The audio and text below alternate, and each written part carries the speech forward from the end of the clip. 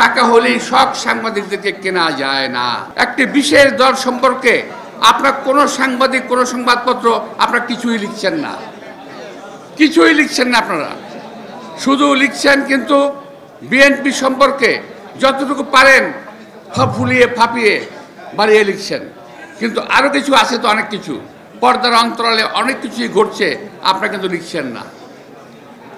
আপনারা লিখছেন না কোন ব্যবসায়ী হেলিকপ্টারে কে বেড়াতে যায়,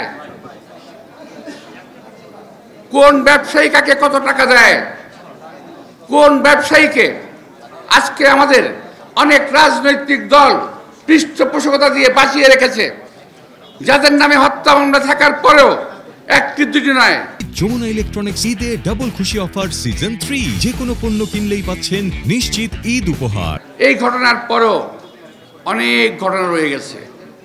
জুলাই আগস্ট ছাড়াও হত্যার ঘটনায় জড়িত এমন অনেক ব্যবসায়ী মহল জড়িত আছে, তাদের বিরুদ্ধে আপনারা কিছু লিখছেন না। ভাই, আমি আপনাদের সমালোচনা করছি না, আমি আপনাদের চোখে আঙ্গুল দিয়ে দেখিয়ে দিতে চাই যে আপনারা কোথায় কোথায় ভুল করছেন।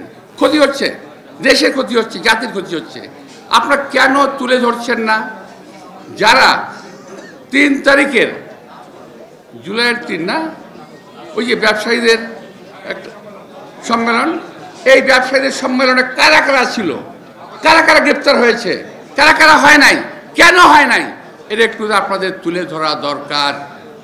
কারণ এই সমস্ত লোকগুলো তারা অবৈধভাবে গত 17 বছর টাকা কামিয়েছে, আর আগামী 17 বছর এই টাকা খরচা করবে বাংলাদেশ ধ্বংস হওয়ার পিছনে।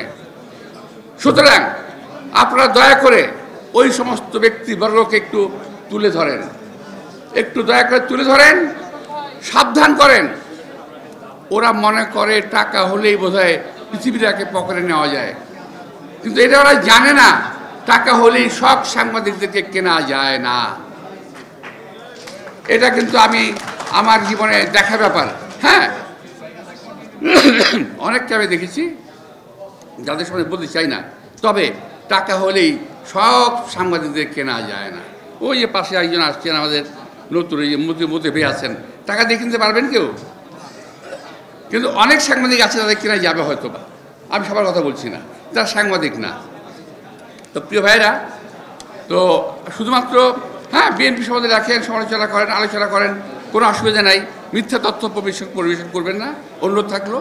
আর যাদের বিরুদ্ধে আমি বললাম, আমি তাদের বিরুদ্ধে বলি নাই, আমি আমার পক্ষে বলেছি, কারণ আমি বাঁচতে চাই, আমাকে বাঁচতে হবে।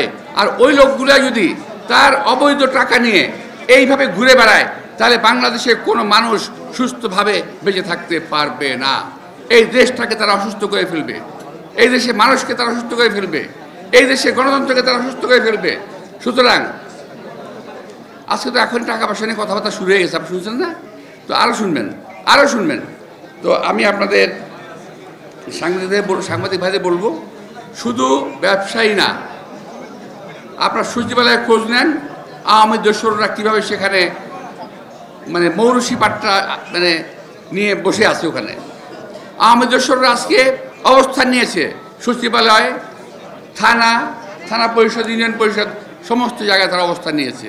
সুতরাং আপনাদের উচিত হবে ওই সমস্ত খোঁজখবর সংগ্রহ করে দেশে এবং জাতিকে বাঁচানোর জন্য এই খবরগুলো সংগ্রহ করে এবং মানুষের সামনে তুলে ধরা।